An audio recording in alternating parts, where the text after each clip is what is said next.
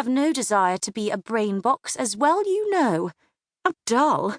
No, I shall find a very suitable husband, and he will keep me in the manner I desire. Rose gave her a look. It had only hit Delphi between the shoulder blades, as she turned back to the mirror and peered at the tendrils of dark chestnut hair artfully framing her high cheekboned face. I hear Michael Redfern is going away to college, too. Her voice was casual, but Rose saw Delphi glancing at her in the mirror's reflection. She turned away with haste. Really? Is he not taking over from his father at the department store? I thought you would know, Rose, Delphi said. Rose swallowed the lump in her throat, pushed her glasses back up her nose and touched her forehead where her flounce of hair, so difficult to tame, was bothering her. Had Delphi guessed her secret after all? Me? She said. I thought all you clever college types knew everything, Delphi said waspishly. Papa seems to think you do. Well, that's because she is clever. Izzy leapt to Rose's defence. Getting a place at Oxford is only for clever people. Delphi chose to ignore this comment. I'm going to see if lunch is nearly ready. She tossed her head and flounced out of the room. Why is Delphi always so difficult? Izzy said. Oh, Rose, I shall miss you so. She crossed the room and flung her arms around Rose. Rose looked up to the ornate plaster ceiling and blinked rapidly. Come along, sweet. We'll finish off the last bits later. A gong sounded downstairs. Delphi's right. Lunch must be about ready. They walked along the landing and held hands as they descended the wide stairway. The smells of mutton and herbs wafted through the large hallway as they approached the dining room. Delphi, their 14-year-old brother Hector, and their mother were there before them.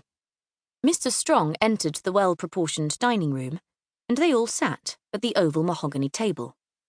Well, Rose, all ready? Nearly, Papa.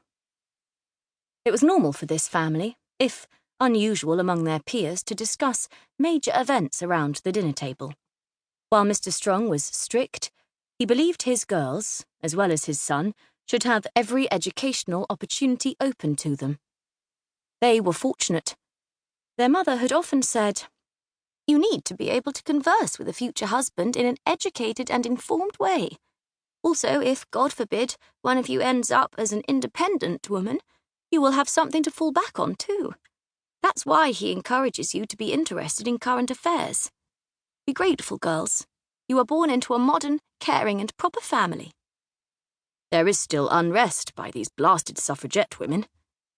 Mr. Strong shook a linen napkin and covered his lap. Even in the Low Countries. Good grief, what more do they want here? They can even attend ladies' colleges to further their opportunities now, as you are doing, Rose. Thank goodness you are sensible. The girls had long since learned that it was unwise to argue against their father's remarks. They were pleased to be included, but had learned to play the game of saying little if they disagreed. On this occasion, Rose could not resist, however, since it was a subject close to her own heart. Women can study and pass exams, but they cannot yet receive a degree, she offered. That seems a little unfair. Mr. Strong regarded her before saying, Ladies need not be so unfeminine. It's ugly. They finished the roast cod and asparagus sauce and waited for Dora, the cook, to waddle in with the mutton hot pot. Austria-Hungary are not satisfied, Mr. Strong added. It's all a bit of a ferment, and many alliances are being struck, what with Germany backing Austria-Hungary, and our great British Empire must decide whether it is for Russia or not. Why aren't we joining with Germany? Hector asked. Mr. Strong cleared his throat.